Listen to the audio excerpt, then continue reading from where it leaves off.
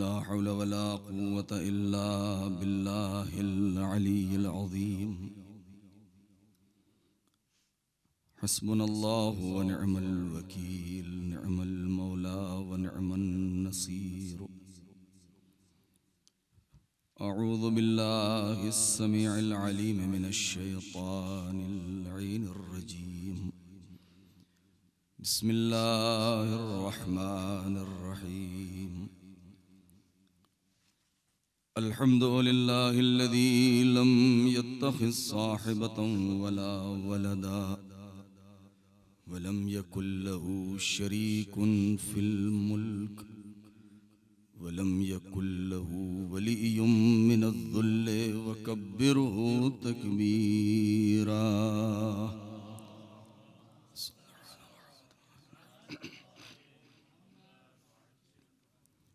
والصلاة والسلام والتحية والإكرام على النبي الأمي المكي المدني القرشي الهاشمي الأبتحي سيدنا ومولانا وطبيب نفوسنا وشفيع ذنوبنا مولانا أبي القاسم محمد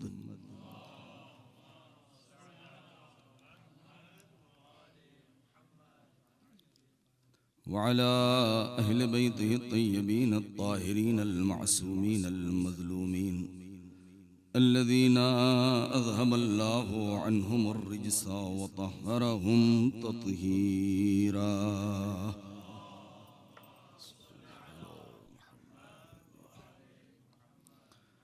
سلام على آل طه وياسين ولعنة الله على أعدائهم أجمعين من الآن إلى يوم الدين. أما بعد، فقد قالت سيدتنا ومولاتنا الجوهرة القدسية فاطمة الزكية الراضية المرضية: أيها الناس اعلموا أني فاطمة. صلوات پر محمد وآل محمد.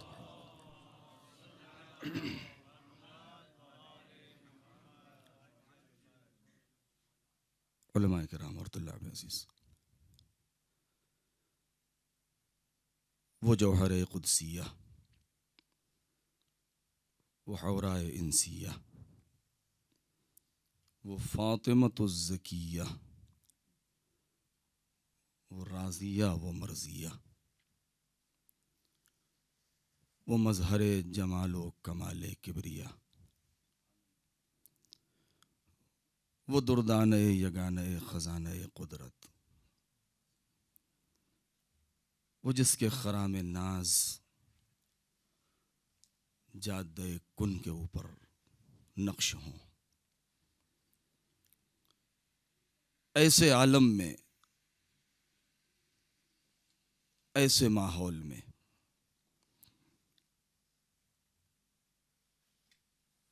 کہ جب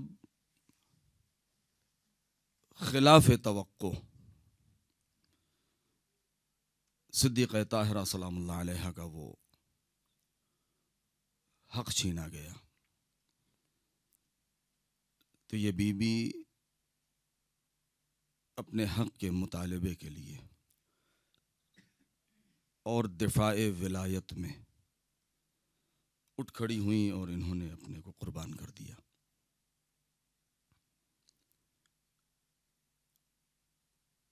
اس خطبے کا یہ ایک فقرہ: ایھا الناس اعلموا انی فاطمہ، کل کا وہ جملہ دہراؤں کہ خود یہی ایک جملہ، یہ جملہ تام ہے، جملہ تامہ ہے. اس کے بعد اب نہ کچھ کسی چیز کے انتظار کی ضرورت ہے مخاطب کو، نہ متکلم کو کچھ کہنے کی ضرورت ہے. اسی ایک جملے میں صدیقہ طاہرہ نے سب کچھ بیان کر دیا، یہ کہہ کے کہ اے لوگو میں فاطمہ ہوں. یعنی یہ خود مکمل ایک خطبہ ہے، مکمل ایک تقریر ہے. کیوں؟ اس لیے کہ اگرچہ نااہلوں کے درمیان آپ گفتگو کر رہی تھی، لیکن ایسے افراد موجود تھے، ایسے لوگوں کے اور ایسے مجمع میں آپ کا یہ خطاب تھا کہ جن میں کوئی یہ نہیں کہہ سکتا کہ ہمیں ان کے فضائل معلوم نہیں تھے، ہم نے ان کا نام نہیں سنا تھا، ان کا مرتبہ ہمیں نہیں پتا تھا۔ کیوں؟ اس لیے کہ تاریخ کے اس حصے کا اگر ہم اور آپ جائزہ لیں، میں پھر معذرت، ہمارے بزرگ مجھ سے بہتر جانتے ہیں، یہ جسارت ہے کہ میں آپ کے سامنے لب کشائی کر رہا ہوں، کہ اگر اس حصے پر ہم نظر ڈالیں تو صاف ظاہر ہے کہ پہلے سے اعلان نہیں کیا گیا تھا کہ اے مدینے والو، اے مہاجرین و انصار، جمع ہو جاؤ، شہزادی خطبہ دینے جا رہی ہیں۔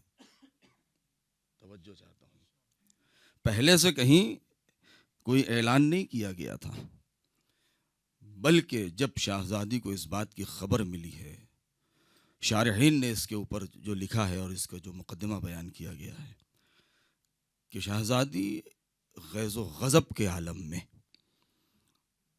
خواتین کے جھرمٹ میں ردا اپنے سر پہ ڈالی ہے اور مسجد میں تشریف لے آئیں، اور بلا فاصلہ یہ حکم دیا گیا کہ درمیان میں چادر حائل کر دی جائے، پردہ لگا دیا جائے، اور اس کے بعد پھر وہ نام ذکر کیے گئے ہیں کہ کون کون پہلے سے مسجد میں موجود تھے، اور یہ بھی ہے کہ مسجد بھری ہوئی تھی۔ اس کا مطلب یہ ہے کہ پہلے کوئی ایسا ہنگامہ ہو چکا تھا، اس کا مطلب یہ ہے کہ پہلے کوئی ایسی بات ہو چکی تھی کہ جس کی وجہ سے لوگ مسجد میں موجود تھے، اور مسجد میں ویسے بھی لوگ موجود رہا کرتے تھے۔ اور اس کے بعد شہزادی وہاں تشریف لے آئیں، اور آنے کے بعد آپ کا انداز تخاطب بالکل جدا ہے، بالکل الگ ہے، یعنی ذرا غور فرمانے کا اور غور کرنے کا مقام ہے یہ اس جگہ پر۔ 2 خطبے ایسے ہیں، 3 خطبے ایسے ہیں، چونکہ صاحبان علم ہے، طلاب کا مجمع ہے، میں اس لیے اس چیز کو ذرا سا بس 1-2 جملے کے اندر کہ ہم یہاں پر سرسری نظر ڈال کے گزر نہ جائیں، ان تمام احادیث اور روایات اور سیرت کے اوپر ہم غور کریں، اس شخصیت کے اوپر غور کریں، تو جس خاتون نے کبھی بھی کسی نامحرم اور غیر مرد کے سامنے اپنے اہل بیت اور گھر والوں کے علاوہ کسی کے سامنے کوئی تقریر نہ کی ہو، پہلی اور آخری ایک تقریر کرے اور ایسی فصیح و بلیغ تقریر ہو جائے، ایسی فصیح و بلیغ تقریر ہو جائے کہ تا قیامت خطبائے عالم اس سے استفادہ کریں اور انداز خطابت سیکھیں۔ یہ ایک، اور اسی ذات کی، یا یوں کہوں کہ اسی لاسانی کی ثانی نے جب کوفے اور شام میں زبان کھولی ہے، اسی لاسانی اور بے مثال کی مثال نے، اسی عصمت کبریٰ کی عکس عصمت صغریٰ نے، اسی فاطمہ کبریٰ کی کوکھ سے جنم لینے والی فاطمہ صغریٰ نے، کہ جب کوفے اور شام میں زبان کھولی ہے تو ایسا محسوس ہوتا ہے کہ جیسے اس ایک انداز ہے جو طمانینت ہے، جو سنجیدگی ہے، ایک ایسا محسوس ہوتا ہے کہ جیسے ایک ماہر خطیبہ ہو، ایک ماہر خطیب ہو کہ جو جواہر پارے بکھیر رہا ہے۔ چیلنج دونوں طرف ہے، چیلنج مدینے میں بھی ہے اور چیلنج شام اور کوفہ میں بھی ہے، الفاظ کی گزینش بھی ویسے ہی ہے، یہاں بھی وہی کچھ کہا گیا ہے، کوفے میں اور شام میں بھی وہی کچھ کہا گیا ہے، شاید کچھ الفاظ بدلے ہوئے ہیں، لیکن مفہوم پہ اگر غور کیا جائے تو حمد و ثنائے پروردگار کے بعد ہاں ایک فرق ضرور ہے کہ یہ مدینے کا یہ خطبہ بہت طولانی ہے، شام اور کوفے کا خطبہ مختصر ہے۔ اس کی وجہ بھی آپ بہتر جانتے ہیں، کیونکہ وہاں اجازت نہیں تھی، اتنا وقت نہیں تھا، اور یہاں شہزادی کے پاس وقت تھا۔ دوسری بات یہ کہ وہاں وہ بے مقنع چادر تھیں، یہاں سر پر چادر تھی، وہاں کھینچ کے لے جایا جا رہا تھا اور یہاں چادر کھنچ کے جا رہی تھی۔ انداز غیظ و غضب کا دونوں جگہ تھا، مجمع میں جو موجود تھے ان مجمع والوں کو غیرت دونوں جگہ دلائی گئی تھی، دونوں جگہ یہ کہا گیا کہ کیا تم لوگ ایمان کے بعد کافر ہو گئے ہو؟ وہاں بھی کہا، یہاں بھی کہا، ایمان کے بعد تم نے شرک اختیار کیا۔ یہ آواز کوفہ اور شام میں بھی گونجی، یہ آواز مدینے کی مسجد میں بھی گونجی، مگر کمال اس بات کے اوپر ہے کہ دونوں جگہ جب یہ چیلنج کیا گیا ہے اور یہ کہا گیا ہے کہ تم نے وفات پیغمبر اور رحلت پیغمبر کے بعد تم نے دین سے منہ موڑ لیا ہے، تمہارے وجود سے نفاق ظاہر ہو رہا ہے، تو وہاں بھی سناٹا تھا، یہاں بھی سناٹا ہے۔ وہاں بھی سناٹا تھا، یہاں بھی خاموشی ہے۔ کیوں؟ اس لیے کہ وہ زمانہ ایسا تھا، وہ زمانہ ایسا تھا، 50 سال کے بعد کا وہ دور ایسا تھا کہ جہاں وہ باطل اور استبدادی حکومت کے لیے ایک عرصہ گزر چکا تھا، مگر صدیقہ طاہرہ نے وہ پہلا طاغوت اور وہ پہلی استبدادی حکومت کی جو ناجائز طریقے سے قائم کی گئی تھی، اس میں شہزادی نے پہلی تقریر کی تھی کہ جہاں پر یہ پہلی استبدادی حکومت وفات پیغمبر کے فوراً بعد جو قائم کی گئی ہے، غلط طریقے سے، باطل طریقے سے، ایک سلطنت باطلہ ہے کہ جہاں شہزادی زبان کھول رہی ہیں۔ حمد و ثنائے پروردگار کے بعد انداز گفتگو کیا ہے؟ میں زیادہ مقدمے اور تمہید میں زیادہ وقت آپ کا صرف نہ کروں، بیان مختصر کروں گا۔ غور کرنے کا مقام یہ ہے، میں تاریخ کے ایک حصے سے صرف ایک مماثلت، بس اس کے علاوہ اور کچھ نہیں، صاحبان علم ہیں۔ شہزادی کے لیے سب سے بڑا مسئلہ کیا تھا؟ بہت توجہ چاہتا ہوں، صاحبان علم تشریف فرمائے، محققین یہاں پر ان کی خدمت میں ہم حاضر ہیں اس وقت۔ شہزادی کے لیے سب سے بڑا مسئلہ کیا تھا؟ سب سے اہم مسئلہ غدیر، سب سے بڑا مسئلہ غدیر تھا۔ سب سے بڑا مسئلہ ولایت علی، سب سے بڑا مسئلہ خلافت علی۔ لیکن خطبے کا نام کیا ہے؟ خطبہ ولایت نہیں ہے، خطبہ فدق ہے۔ وجہ کیا ہے؟ یعنی شہزادی نے براہ راست ولایت اور سلطنت اور خلافت اور حکومت اور مملکت اور ان چیزوں کو نہیں چھیڑا، بلکہ شہزادی نے جو سہارا لیا ہے، جو مقدمہ قائم کیا ہے عدالت الہی میں، وہ مقدمہ کون سا ہے؟ مقدمہ ہے فدق کا۔ نہیں، تاریخ کے اس حصے پہ جائیں۔ وہ میرا جملہ میں نے کئی مرتبہ جو دہرایا ہے، مجھے بار بار تکرار کرتے اچھا نہیں لگتا کہ میں لوگ کہے کہ بار بار آپ اسی کو نہیں، جو میں نے جملہ عرض کیا تھا کئی مرتبہ کہ سلطنت، حکومت اور خلافت میں فرق کیا ہے، اور ولایت میں کہ سلطنت، خلافت اور حکومت چھینی جا سکتی ہے، ولایت چھینی نہیں جا سکتی، ولایت پر قبضہ کیا نہیں جا سکتا۔ کیوں؟ اس لیے کہ حکومت اور سلطنت وہ ہے کہ جب تک ہم نے سمرتھن کیا ہے تب تک وہ قائم ہے، ہم نے ادھر اپنا ووٹ واپس لیا، وہ ادھر کرسی سے نیچے آ گیا۔ کیوں؟ اس لیے کہ حکومت پبلک کی دین ہوتی ہے اور ولایت خدا کی عطا ہوتی ہے، ولایت خدا کی عطا ہوتی ہے، اسے کوئی چھین نہیں سکتا ہے۔ لیکن مقدمہ جو قائم ہوا ہے وہ فدق کا ہے، سب سے بڑا مسئلہ، جبکہ خلافت اور حکومت اور ولایت کا ہے۔ لیکن جو میں بات کہنا چاہ رہا ہوں وہ یہ ہے کہ شاید اتنی گہرائی نہ پائی جائے، ایک ادنا طالب علم ہوں۔ مسئلہ اتنا عظیم تھا مگر شروع کیا ہے اپنے حق سے۔ یہ روش کوئی نئی ہے؟ نہیں، یہ روش جدید نہیں ہے۔ غور کریں، غور کریں، کتنے سال پہلے؟ 63 سال پہلے، شاید میں نہیں پہنچا سکا اپنی بات، 63 سال پہلے دو مسئلے آئے تھے، ایک بہت عظیم مسئلہ تھا اور ایک چھوٹا مسئلہ تھا، مگر جناب عبد المطلب کعبے کی حفاظت کا سوال لے کے نہیں گئے، اپنے اونٹوں کا مقدمہ لے کے گئے تھے۔ یہ نہیں کہا کہ تم واپس چلے جاؤ اور کعبے کو مسمار مت کرو اور اس کو خراب نہ کرو اور اس کی حرمت کو پامال نہ کرو، بلکہ کیا کہا کہ میرے اونٹ واپس دے دو۔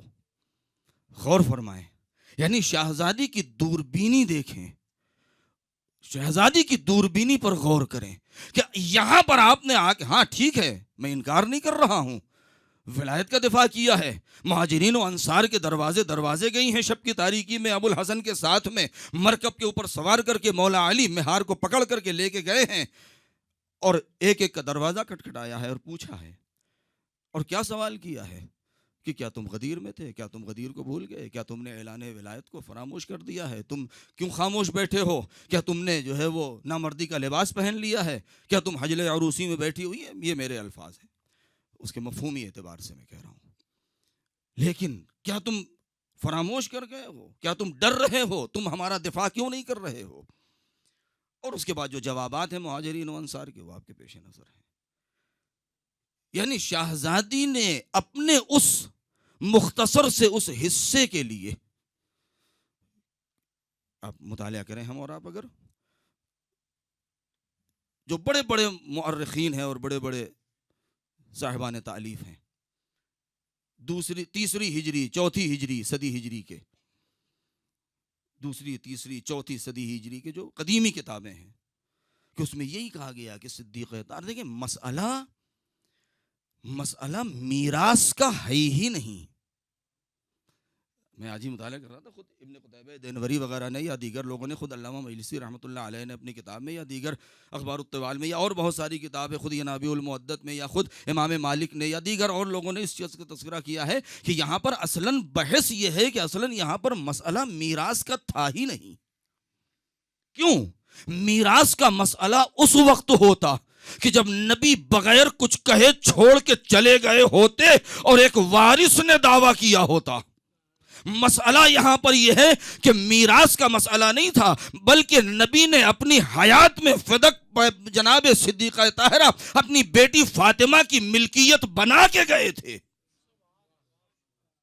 جب ایک باپ اپنے بیٹے کو کوئی چیز دے کے چلا گیا ہے تو اب باپ کے مر جانے کے بعد، دنیا سے گزر جانے کے بعد، یہ پہلے سے یہ میری ملکیت ہے، لہذا کسی کو ادعا کرنے کا حق نہیں ہے.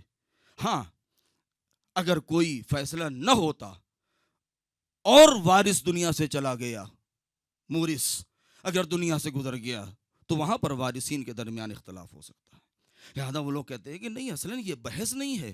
لہذا جب یہ بحث نہیں ہے کہ یہ میراث نہیں تھی، اور اس کے بعد پھر وہ حدیث گڑھ کے پیش کی گئی کہ نحن معاشر الانبیاء، کہ ہم معاشر انبیاء نہ وارث بنتے ہیں نہ وارث بناتے ہیں، اور یہ جعلی اور جھوٹی اور گڑھی ہوئی حدیث جو پیش کی گئی ہے اس مقدمے کے لیے اور اس کے حق کو اپنے قبضے میں رکھنے کے لیے، تو کہا جاتا ہے کہ علماء نے یہاں پر لکھا ہے اسی خطبے کی شرح میں کہ میراث کا یہاں پر ترک محمدی کا مسئلہ نہیں تھا کہ وہ چھوڑ کے چلے گئے ہیں، بلکہ مسئلہ یہ تھا کہ حق مسلم فاطمہ کو زبردستی چھینا گیا ہے، یا اپنی زبان میں یہ کہیں کہ یہ صدر اسلام میں یا اسلام میں سب سے پہلی ڈکیتی تھی جو اس استبدادی حکومت نے خانہ فاطمہ میں وہ ڈاکہ ڈالا تھا. صلوات پڑھیں بر محمد و آل محمد.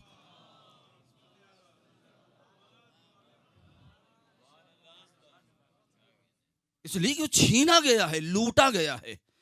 اب یہاں پر وہ مقدمہ ہی غلط ہے کہ یہ کہیں کہ نہیں وہ میراث تھا اور انہوں نے یہ پیش کیا اور یہ کہا کہ ہم معاشر انبیاء، ہم جو ہیں گروہ انبیاء نہ وارث بنتے ہیں نہ وارث بناتے ہیں، کہ ہم جو چھوڑ کے گئے ہیں وہ ترکہ ہے اور امت میں تقسیم ہوگا یا مصالح ہے اس میں تقسیم کر دیا جائے گا، یا حکومت جیسا چاہے گی خرچ کرے گی. حکومت جیسا چاہے گی خرچ کرے گی جب وہ حکومت جائز ہو، جب وہ حکومت جائز ہو. جب اصلاً ناجائز ہے، بنیادی غلط ہے، تو پھر اس کو کسی چیز کا اختیار ہی نہیں ہے. لہذا ایک مسئلہ، لہذا صدیقہ طاہرہ نے جو مقدمہ قائم کیا ہے اسی خطبے کے آخر میں آئے، اسی خطبے کے آخر میں، کہ جہاں پر آپ نے انصار کی تعریف کی ہے. ثم ناولت، وہ جملہ ہے نحو الانصار، کہ جب انصار کی طرف آپ متوجہ ہوئی ہیں، اور اس کے بعد آزاد الملت کہا ہے، ان کو نقیبہ کہا ہے، نقبہ کہا ہے کہ تم ملت کے بازو ہو، تم ملت کے محافظین ہو، تم ہراول دستے کے سپاہی ہو، تم سابقون السابقون، یہ میرے الفاظ ہیں، سابقون السابقون ہو، تم نے حمایت کی ہے میرے بابا کی، تب میرے بابا وہاں سے مشرکین کے درمیان سے نکل کے آئے ہیں مدینے میں، تمہارے یثرب کو مدینہ بنایا ہے، یہ میرے الفاظ ہیں. لہذا یہ جو آپ نے اس انداز سے فرمایا اور اس کے بعد پھر آپ نے اپنے خطابے کا رخ موڑ دیا ہے، اور کیا فرمایا؟ کہا یہ بتاؤ کہ اسررتم بعد الاعلان، کہ اعلان کے بعد تم نے سب کچھ چھپا لیا، وَنَكَسْتُمْ بَعْدَ الْإِقْدَامِ، اور اقدام کرنے کے بعد تم نے ہر چیز کو پامال کر دیا، توڑ دیا، وَأَشْرَكْتُمْ بَعْدَ الْإِيمَانِ، اور ایمان کے بعد تم مشرک ہو گئے ہو۔ یہ شہزادی کہتی جا رہی ہیں اور مجمع پہ سناٹا ہے۔ اس کا مطلب یہ ہے کہ شہزادی نے اپنے اس خطابے میں ان کے دین و ایمان پر خط بطلان کھینچ دیا ہے اور ان کے شرک و کفر کا اس بات کر دیا ہے۔ صلوات پڑھیں بر محمد و آل محمد۔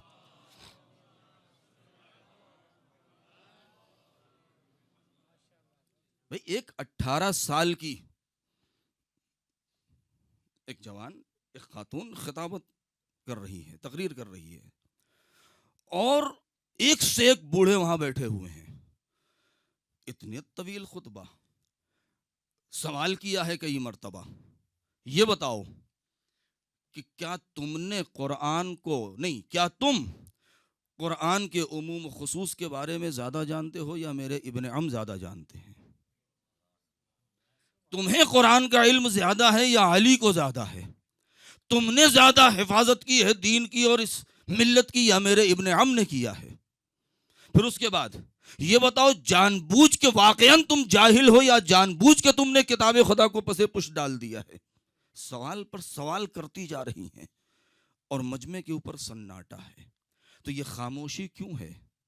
اتنے بڑے جری تھے کہ جن کے اندر جب اتنی جرأت تھی کہ دروازہ جلا دیں اور منہ پر تماچا مار دیں تو کوئی کیوں نہیں کھڑا ہو گیا اور کھڑا ہو کر کے کہتا کہ معاذ اللہ اے بنت پیغمبر، آپ اراجیف بول رہی ہیں، آپ غلط بول رہی ہیں۔ لیکن کسی میں ہمت نہ ہوئی، جبکہ شہزادی نے ابتدائی میں کہہ دیا تھا کہ ولا اقول ما اقول غلطا، کہ میں جو کچھ بھی کہتی ہوں وہ غلط نہیں، جو کرتی ہوں وہ غلط نہیں۔ اس کا مطلب یہ ہے، اور پھر وہ جو استشہاد کیا ہے آپ نے آیت کے ذریعے سے کہ افئن مات او قتل انقلبتم علی اعقابکم، کہ قرآن نے پہلے ہی کہہ دیا ہے کہ اگر نبی دنیا سے گزر جائیں گے تو تم سب کے سب اپنے اعقاب کی طرف پلٹ جاؤ گے، یعنی دین قبلی کی طرف۔ اور اس کے بعد کہا کہ تمہارے چہروں سے، تمہارے وجود سے نفاق ظاہر ہو رہا ہے۔ یہ ہے شہزادی کا وہ خطبہ۔ آج ضرورت ہے اس بات کی کہ اس کے اوپر جتنا ہو سکے کام کیا جائے، کیوں؟ اس لیے کہ دشمن کی چال یہی ہے کہ اس کو چھپایا جائے، کیوں؟ اس لیے کہ ہمارے پاس ایام فاطمہ، خیر یہ ایک الگ مسئلہ ہے۔ لہذا شہزادی، اب میں یہاں پر آنے کے بعد میں نے اس سے پہلے بیان کیا ہے، میں ذرا سا وہ 2 جملے اور عرض کر دوں۔ اکثر یہ کہا جاتا ہے، دیکھیں بہت جرأت چاہیے ایسے الفاظ کے لیے بھی، اور میں یہ نہیں کہتا ہوں میں بہت جری ہوں، لیکن حقیقت جو ہے، کیا در سیدہ پر مسلمان آئے تھے، بھیڑ لگائے تھے؟ حقیقت یہ ہے کہ در سیدہ پر جو شریروں کا مجمع تھا، ہم انہیں مسلمان نہیں کہہ سکتے، اس لیے کہ سیدہ کے رخساروں پر تماچے مارے اور وہ مسلمان رہے گا، محسن ساقط ہو جائے اور وہ بھیڑ میں کوئی ایک مسلمان بچے گا۔ اسلام اور کفر کی تعریف کیا ہے؟ تعریف کیا ہے؟ جو بھی ان کو مسلمان سمجھتے ہیں وہ جاہل ہیں، انہیں تعریف شرک نہیں معلوم، تعریف کفر نہیں معلوم، تعریف ایمان نہیں معلوم، تعریف اسلام نہیں معلوم۔ ضروریات دین کا انکار کرنا کفر ہے تو کیا ضروریات دین میں فاطمہ نہیں ہے؟ کیا مقدسات دین کی توہین کرنے میں تو مقدسات میں فاطمہ کا وجود نہیں ہے؟ کیا مقدسات کی توہین کرنے میں علی کا حق چھین لینا یہ مقدسات کی توہین نہیں ہے؟ کیا احادیث پیغمبر اور اقوال امیر المؤمنین اور فرامین صدیقہ طاہرہ سے ان کا کفر ظاہر نہیں ہے؟ ان سب کچھ پڑھنے کے بعد اور سمجھنے کے بعد بھی اگر کوئی یہ کہے کہ وہ مسلمان ہیں تو یہ کہنے والے کے اسلام کے اوپر انگلی اٹھانا ضروری ہے۔ پھر ہمیں ان کے اسلام کا جائزہ لینا ہوگا کہ جو ان کو مسلمان اور وہ سمجھتے ہیں ٹھیک ہے. ہاں اسباب تسامو کیا کہیں کہ ٹھیک ہے زبان سے کہہ دینا. میں نے کسی مجلس میں کہا تھا کہ زبان سے کہہ دینے سے اگر کوئی مسلمان ہو جاتا ہے تو ایک طوطا بھی اگر شہادتین پڑھ لے تو وہ بھی مسلمان کہلائے گا. صلوات پڑھیں بر محمد و آل محمد. پھر ہمارا موبائل سب سے بڑا مومن ہے کیونکہ دن بھر اس کے اندر اذان بولتی ہے. پھر ہمارا ٹیپ ریکارڈ بہت بڑا صاحب ایمان ہے, اس میں سے بھی اذان کی آوازیں آتی ہیں. دیکھیں صرف یہ اذان یعنی شہادتین بول دینا زبان سے اور اس کے بعد وہ سارے کام خلاف شریعت ہوں اور اس کے بعد یہ کہیں کہ یہ مومن ہے اور وہ مسلمان ہے. وہ واقعہ میں نے اس سے پہلے پڑھا تھا, میں صرف اس کے لیے وقت زیادہ نہ ہو آپ کا, کہ جنگ احد کا واقعہ مشہور ہے. یہ دیکھیں یہ صرف فن خطابت نہیں ہے, اس میں تصنع نہیں ہے, اس میں صنعت نہیں پائی جاتی, نہ اس میں مغالطہ ہے, نہ اس میں سفسطہ ہے, نہ اس میں جدل ہے. اگر جدل ہے بھی تو ہے جدل حقہ ہے, نہ اس میں شعر کی زبان ہے. کوئی سفسطہ نہیں ہے, کوئی مغالطہ نہیں ہے, قانون ہے. کہ جنگ احد کا مشہور واقعہ, ایک صلوات پڑھیں پر محمد و آل محمد. ذرا سا اگر آگے گنجائش ہو بہت معذرت کے ساتھ ایک اور بآواز بلند صلوات.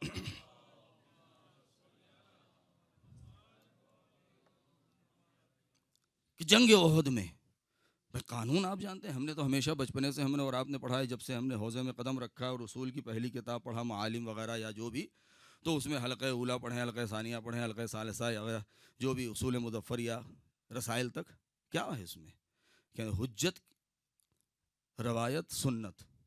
سنت کسے کہتے ہیں؟ قول معصوم, فعل معصوم, تقریر معصوم. وضاحت کی ضرورت نہیں ہے. پھر تقریر معصوم کیا ہے؟ کہ معصوم کے سامنے کوئی بات بولی جائے, کہی جائے, کام کیا جائے, معصوم اسے دیکھیں ان کے مرعا اور مسمع میں ہو, اور اس کے بعد اگر وہ خاموش رہ جائیں اس کا مطلب جو کام کیا گیا ہے, جو بات بولی گئی ہے وہ بالکل صحیح ہے. کیونکہ اگر ذرا سی بھی اس کے اندر غلطی تھی تو معصوم کے اوپر واجب تھا کہ وہ ٹوک دیتے کہ تم نے یہ غلط کہا ہے, یہ غلط کیا ہے. اب ہم نہیں جانتے ہیں کہ ان معصومین میں سب سے بڑی صاحب عصمت سید المرسلین حبیب الہی پیغمبر اسلام ختمی مرتبت, ان کے سامنے یہ بات جملہ بولا گیا ہے کہ جب سارے جنگ احد میں چھوڑ کے بھاگ گئے تو ایک مرتبہ پیغمبر اسلام اپنی پیشانی سے اپنے پسینے کو صاف کرتے ہوئے اور طیش میں یہ بول رہے ہیں یا علی, بلکہ لفظ بھائی استعمال کیا گیا ہے. بعض تاریخوں میں نے پڑھا کہ جب سب چلے گئے تو تم کیوں نہیں گئے, تو جواب میں کیا کہا, یا رسول اللہ اکفر بعد الایمان, کیا ایمان کے بعد میں بھی کفر پر اختیار کر لوں؟ نبی نے سنا, خاموش رہ گئے. اب دیکھیے کہ بھاگنے والوں میں کون کون تھے, کیا اب بھی ان کو مسلمان کہا جائے گا؟ صلوات پڑھیں بر محمد و آل محمد.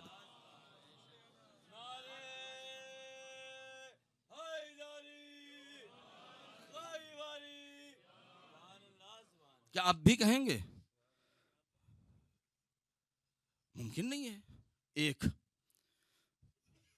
اگر کسی کو اعتراض ہو تو کہہ دے کہ بھئی یہ شرعی اعتبار سے یہ آپ کا استدلال غلط ہے.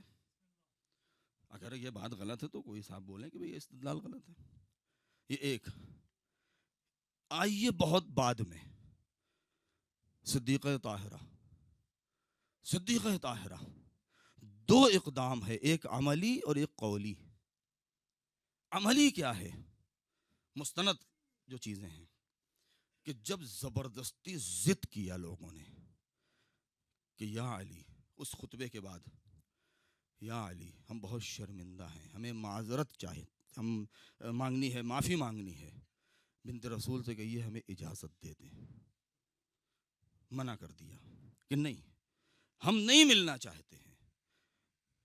اور اس کے بعد ان دونوں کا نام لے کر کے باقاعدہ کہا کہ تم نے ہمیں تکلیف پہنچائی ہے, تم دونوں نے, تم نے ہمیں اذیت پہنچائی ہے, میں تم دونوں سے غضبناک ہوں. یہ الفاظ ہیں. میں تم دونوں کا مقدمہ عدالت الہیہ میں پیش کر رہی ہوں, اور جہاں حاکم خدا ہوگا قاضی, اور وہاں پر میرے بابا ہوں گے پیغمبر, وہاں میں تمہاری شکایت کروں گی. یہ الفاظ ہیں. منع کر دیا. لیکن بار بار ضد کیا کہ نہیں ہمیں ملنا ہے، ہمیں ملنا ہے. تو آخر میں کہا یا ابوالحسن البیت بیتک، یہ آپ کا گھر ہے، آپ صاحب اجازت ہیں، لہذا مصلحت کو مد نظر رکھتے ہوئے اچھا ہوا کہ اتنی اجازت ملی کہ گھر کے اندر آئیں، ورنہ یہ بھی چیزیں پردہ خفا میں رہ گئی ہوتی. اور اس کے بعد تو دو، ایک عملی پردہ لگایا گیا، لیکن اب یہاں پر جو لوگوں نے لکھا کہ جتنی مرتبہ انہوں نے متوجہ کرنا چاہا شہزادی نے اپنا رخ پھیر لیا. ایک دوسری چیز، بنت رسول شریعت مجسم کا نام ہے، قرآن کے پیکر کا نام ہے، دین کے اصل کا نام ہے، جوہرہ قدسیہ کا نام ہے، لسان عصمت کا نام ہے، وجود مقدس کا نام ہے فاطمہ. اصل دین ہے فاطمہ. جب اصل دین ہے فاطمہ تو یہ توقع نہیں کی جا سکتی کہ معاذ اللہ کوئی عمل مکروہ ان سے صادر ہو.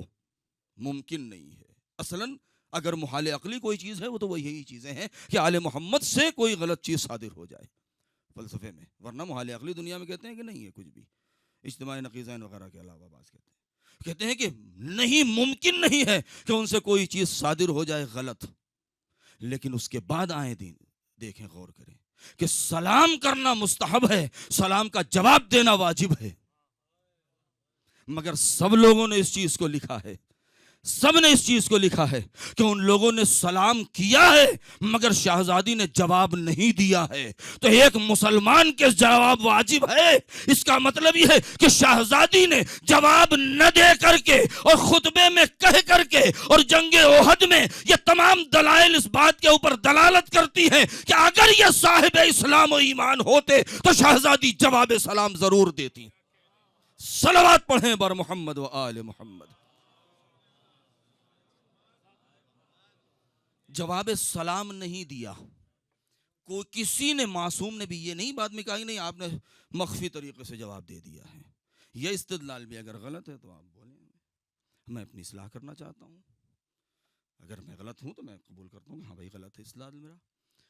لیکن یہ کہ نہیں، اگر یہ مسلمان تھے، ٹھیک ہے وہ مصلحت تھی. میں نے اس دن ایک جملہ کہا تھا، بس یہیں پہ بات ختم کر رہا ہوں. اسی خطبے میں ایک مقام پر امیر المؤمنین کو مخاطب کر کے آپ نے فرمایا ہے. بعض لوگوں نے لکھا ہے کہ خطبے کا جز ہے، بعض کہتے ہیں نہیں، کس وقت کہ جب آپ آئی ہیں بیت الشرف میں تو کیا دیکھا کہ امیر المؤمنین سر کو جھکائے بیٹھے ہوئے ہیں. تو آپ نے مخاطب کیا اور اس کے بعد ایک گفتگو ہے کہ یا علی ایسا ہے اور ویسا ہے اور آپ خاموش بیٹھے ہوئے ہیں اور آپ میرے دفاع کیجئے اور آپ اٹھیے اور یہ ہے اور وہ، ایک انداز ہے. اور اس کے بعد پھر خود ہی فرماتی ہیں کہ نہیں آپ نے یہ کیا ہے، آپ نے یہ اقدام کیا ہے، آپ نے ایسا کیا ہے ویسا کیا ہے اور آپ کا حق چھینا جا رہا ہے لیکن آپ مجبور ہیں. تو استاد محترم کا ایک جملہ آغا پناہیان کا کہ جس میں آپ نے کیا بیان کیا ہے، مثال دی ہے کہ بڑی آسانی سے کہتے ہیں کہ امیر المومنین نے اقدام کیوں نہیں کیا. کیا ذوالفقار کند ہو گئی تھی؟ کیا بازو شل ہو گئے تھے معاذ اللہ؟ کیا حق پر نہیں تھے خدا نہ خواستہ نعوذ باللہ خاکم بدہن؟ نہیں، سب کچھ تھا. پھر اقدام عملی کیوں نہیں کیا؟ اور اگر کیا بھی تو جزئی طریقے سے. کیوں؟ تو کہتے ہیں کہ نہیں، اس کی مثال اگر سمجھنا ہے تو بہت اچھی مثال ہے. اس لیے کہ سیدہ کی آغوش وہ ہے کہ جس میں اسلام نے آنکھ کھولی ہے. سیدان کے آغوش میں دین نے آنکھ کھولی ہے. بالکل وہی مثال دیتے ہیں کہ اس لیے خاموش رہ گئے. کہتے ہیں نا کہ امیر المومنین کے پاس جب وہ قضیہ پیش آیا اور دو مائیں ایک وقت میں، دو خواتین ایک بچے کا دعویٰ کر رہی ہیں کہ وہ کہہ رہی میرا ہے، وہ کہہ رہی میرا ہے. فیصلے کا انداز کیا رہا؟ ایک عنبر بچے کے دو ٹکڑے کر کے دونوں میں بانٹ دو. جو جعلی اور نقلی ماں تھی وہ خاموش رہی، جو اصلی تھی وہ بلک اٹھی. اس نے کہا نہیں، مجھے نہیں چاہیے، میں اقرار کرتا ہوں یہ میرا نہیں، اس کو دے دیا جائے. کیوں؟ جو اصلی تھی، اس نے یہ گوارا نہیں کیا کہ بچے کے ٹکڑے ہو جائے، اس کی جان چلی جائے، بلکہ اس نے کہا وہ کہیں بھی رہے زندہ رہے، وہ کہیں بھی رہے زندہ رہے۔ لہذا شہزادی اور امیر المؤمنین کیا چاہتے تھے؟ یہ دین، یہ شریعت، یہ حقانیت، یہ ولایت، یہ عظمت، یہ سب کچھ کیا ہے؟ یہ کسی کے ہاتھ میں رہے مگر محفوظ رہے۔ اور دوسرے جو تھے وہ کیا تھے؟ جو خائنین تھے، ان کے اوپر فرق پڑنے والا نہیں تھا۔ ان کو حکومت چاہیے تھی، چاہے دین ٹکڑوں میں بڑھ جائے، چاہے شریعت ختم ہو جائے، چاہے قرآن جلا دیا جائے، چاہے اذان کی آواز دبا دی جائے، چاہے کچھ بھی ہو جائے، انہیں سلطنت سے مطلب تھی، انہیں ولایت سے مطلب تھی۔ یہ ہے بس عزاداروں، شہزادی نے جو مقدمہ قائم کیا ہے اور جو چہروں کے اوپر سے نقاب ہٹایا ہے کہ اگر یہ خطبہ نہ ہوتا تو بہت کچھ آج تاریخ میں الٹا لکھا ہوتا، آج بہت کچھ ہم نہ سمجھ پاتے۔ یہ احسان ہے بی بی کا کہ پسلیوں پر ہاتھ رکھ کے اتنا طویل خطبہ دیا آپ نے۔ کیا انداز تھا اے عزادارو،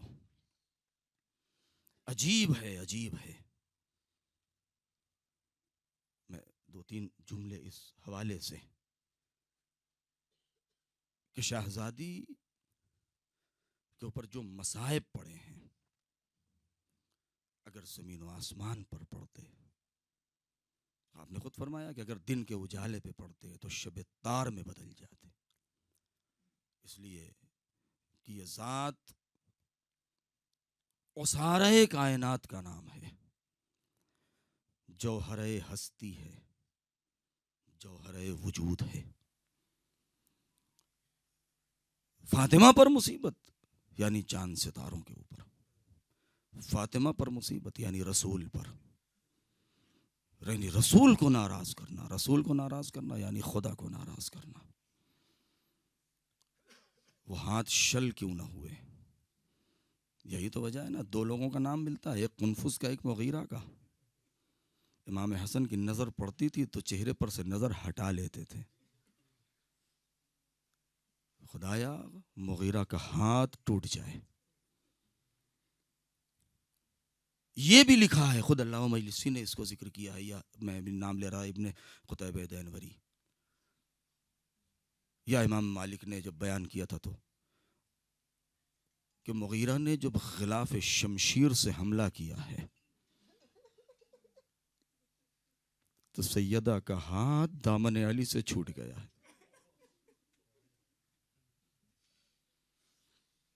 یہ ایک روایت ہے۔ دوسری یہ ہے کہ تازیانہ بازوؤں پہ مارا ہے، غلاف شمشیر پسلیوں پہ مارا ہے۔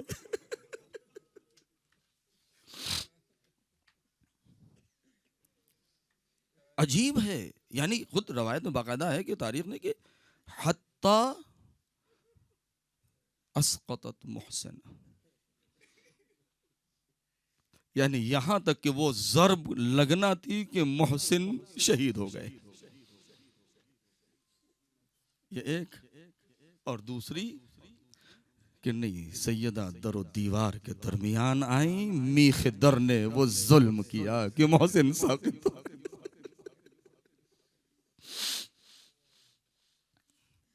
کہ کم ایام بچے ہیں۔ یہ دونوں چیزیں ہمارے لیے ضروری ہیں کہ ہم سیرت فاطمہ کو بھی سمجھیں۔ دیکھیں مولا علی جتنے زیادہ بہادر تھے نا، اس سے کہیں زیادہ شجاع تھے، اور جتنے شجاع تھے اس سے کہیں زیادہ صابر تھے، اس سے کہیں زیادہ صابر تھے۔ امیر المؤمنین کے لیے پوری زندگی میں جو سب سے سخت منزل آئی ہے صبر کی، وہ یہی ہے۔ ہم اور آپ اپنے مقام پر ذرا سا ایک مرتبہ ہلکا سا سوچ کے دیکھیں، خدا نہ کرے کہ کسی کے ذہن میں یہ تصور باقی رہ جائے، نہیں، فوراً مٹ جائے پروردگار، کہ ہمارے اور آپ کے سامنے اگر ناموس پہ کوئی ہاتھ اٹھا دے۔ دیکھیں بہت سی چیزیں وہ ہوتی ہیں ہم اس لیے نہیں بیان کر سکتے ہیں، آپ خود اہل خطابت ہیں، آپ خود سخنران ہیں، اہل مطالعہ ہیں، بہت سی چیزیں ہم اس لیے نہیں بیان کر پاتے، ہمارے پاس سند نہیں ہوتی، ہمارے پاس سند نہیں ہے۔ اگر آج ہمارے زبان سے وہ الفاظ نکل جائیں تو کل آپ کہیں گے یا دوسرے لوگ کہیں گے کہ یہ کہاں لکھا تھا کہ آپ نے پڑھ دیا؟ کیسے ممکن ہے؟ اور ہمیں حق بھی نہیں ہے ان چیزوں کو بیان کرنے کا، لیکن خود ذرا تصور کریں کہ جب ایسے ابھی، بلکہ میں ایک وقت ہے مثال دے دوں میں، کل کی تاریخ اگر لکھے کہ فلسطین میں ایسے ایسے اتنے ہزار لوگ مارے گئے، اور اس کے بعد یہیں پہ خاموش ہو جائیں، اور بعد میں اور تاریخ میں یہ چیزیں حذف ہو جائیں، اور بعد میں کوئی کہے کہ وہاں پہ بچوں کا کیا حال ہوا تھا، تو آپ کہیں آپ نے کہاں دیکھ لیا تھا، کہاں لکھا ہے؟ لیکن ذرا تصور کریں کہ بچوں کی فطرت کیا ہے۔ ام کلثوم کتنے سال کی ہیں؟ 3 سال کی۔ جناب زینب کتنے سال کی ہیں؟ 4 سال، 5واں سال ہے۔ امام حسین علیہ السلام 6 سال کے ہیں، امام حسن 7 سال کے ہیں۔ ابھی آپ نے اور آپ نے دیکھا ہے نا فلسطین کی ساری ویڈیوز، کہ جب یہ دیکھا گیا کہ ماں زخمی ہو کے ہاسپٹل میں پڑی ہے، چھوٹے چھوٹے بچے سینوں سے چپکے ہوئے ہیں، کوئی پیر پکڑ، کوئی چہرہ ہلا رہا ہے، رو رہے، پکار رہے اپنی ماں کو، اپنے باپ کو۔ انصاف سے بتائیں کہ جب در سیدہ جلا ہوگا اور شہزادی گری ہوگی تو کیا بچے ماں کے اوپر دوڑ کے نہ آئے ہوں گے؟ اب کچھ نہیں لکھا اس لیے ہم کچھ نہیں بولیں گے، لیکن جب علی کو کھینچ کے لے جا رہے تھے تو ایک مرتبہ کیا بچے دوڑ کے باپ سے نہ لپٹے ہوں گے؟ ہمیں نہیں معلوم ہے، مولا معاف کیجئے گا، اب اس کے آگے ہم کچھ نہیں بولیں گے۔ ہم نے تو صرف سکینہ کے رخساروں پر تماچے پڑھے ہیں، مدینے میں کیا ہوا ہمیں نہیں معلوم، اس لیے کہ بیان نہیں ہوا ہے۔ اگر ہم گہرائی میں جائیں اور اپنا ضمیر کو، فطرت کو ذرا نچوڑیں اور جھجوڑیں تو بہت کچھ مل جائے گا ہمیں، لیکن سند نہیں، ہم کہہ نہیں سکتے۔ وہ بچے کہ جنہوں نے بچپنے سے اس ظلم کو دیکھا ہے، اور اس کے بعد وہ دھمکی، پھر یہاں پر علامہ مجلسی پھر نقل کرتے ہیں اور لکھتے ہیں، کہتے ہیں کہ باہر وہ شخص آیا، اس کے ہاتھ میں آگ تھی، لکڑیاں نہیں تھی، آگ تھی، اس کے ہاتھ میں آگ تھی، اور اس نے دھمکی دی ہے، اے فاطمہ۔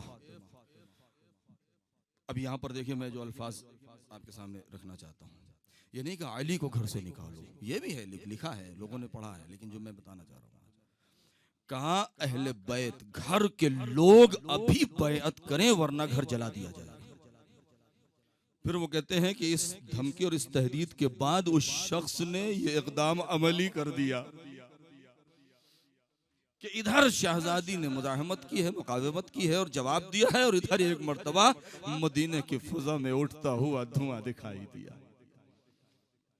ہائے کیا عالم رہا ہوگا۔ یہ میں نے سنا ہے، چونکہ میرے پاس حوالہ نہیں ہے، اس لیے کہ امام صادق علیہ السلام کے گھر میں کئی مرتبہ آگ لگی۔ یہ میں نے پڑھا ہے کہ کئی مرتبہ منصور دوانقی کے زمانے میں 2 یا 3 مرتبہ آپ کے گھر جلایا گیا، مصلی جل گیا، کتابیں جل گئیں، اور اس کے بعد شاگرد دوڑ پڑتے تھے اور گھر کے اثاثے کو اور قرآن اور مصحف کو بچاتے تھے، کتابوں کو ہٹاتے تھے، بچوں کو بچاتے تھے، آگ بجھ جاتی تھی، دوبارہ پھر امام اپنی درسگاہ شروع کر دیتے تھے۔ لیکن ایک مرتبہ کا واقعہ کہ جب گھر میں آگ لگی، شاگرد ٹوٹ پڑے، گھر کی آگ بجھ گئی، سب کچھ بچا لیا، اثاثہ جو جل گیا وہ جل گیا، تو شاگردوں نے اجازت چاہی کہ مولا اجازت، اب ہم جائیں، اگر کوئی حکم ہو تو حاضر ہیں۔ تو امام نے کہا نہیں جاؤ، مگر رونے لگے۔ تو وہ صحابی تڑپ گیا، مولا کیا کوئی غلطی ہو گئی ہے؟ مولا گستاخی، شاید مجھ سے کوئی غلط الفاظ آپ کی شان میں گستاخی ہو گئی، کہا نہیں۔ پھر اور رونے لگے، کہا مولا مجھے ڈر لگ رہا ہے، بتائیے جلدی کیا بات ہے؟ جب اصرار کیا تو امام کے چیخ نکل گئی، امام شدت سے رونے لگے۔ کیا بات ہے؟ کہا میں اپنا، شاگرد نے کہا مولا جانے دیجئے، جو جل گیا وہ بچوں کے سر کا صدقہ نکل گیا۔ تو امام نے کہا میں اپنا گھر جلنے پہ نہیں رو رہا ہوں، جب میرا گھر جل رہا تھا مجھے ایک منظر یاد آیا، کہا مولا کیا؟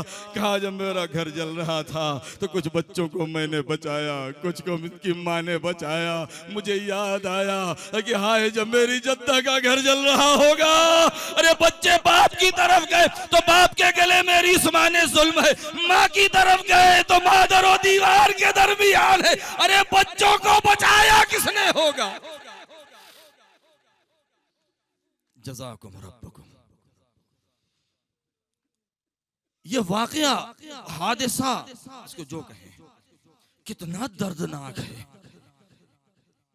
کہ اس واقعے کے بعد کہ بی بی نے جو فریاد کی ہے، اپنے لال کو پکارا ہے جو پردہ غیب میں ہے، فضہ کو آواز دی ہے، علی کو آواز نہیں دیا، اے فضہ جلدی آؤ میرا محسن مارا گیا۔ ہائے فضہ آئیں، علی وہاں سے چھوٹ کر کے آ گئے۔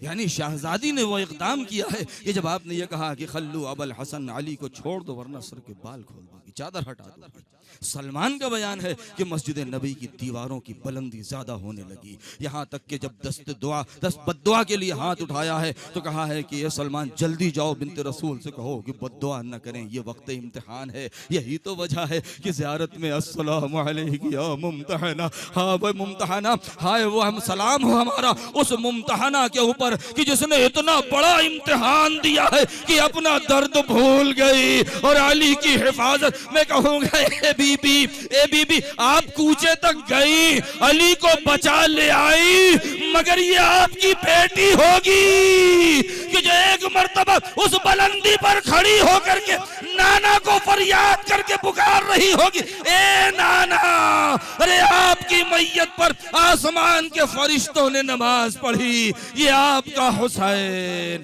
ہاں آزادارو، ارے یہ 75 یا 95 دن تک کس طریقے سے صدیقہ طاہرہ نے، ہاں کیوں؟ اس لیے کہ تاریخ نے لکھا ہے کہ شہزادی ارے آغوش میں حسین کو لیے چکی چلا رہی ہے، ہائے ٹوٹی ہوئی پسلیاں، ارے حسین کی پرورش کیا ہے۔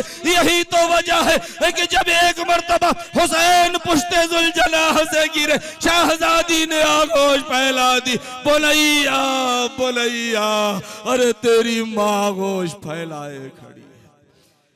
وَسَيَعْلَمُ الَّذِينَ ظَلَمُوا أَيَّ مُنْقَلَبٍ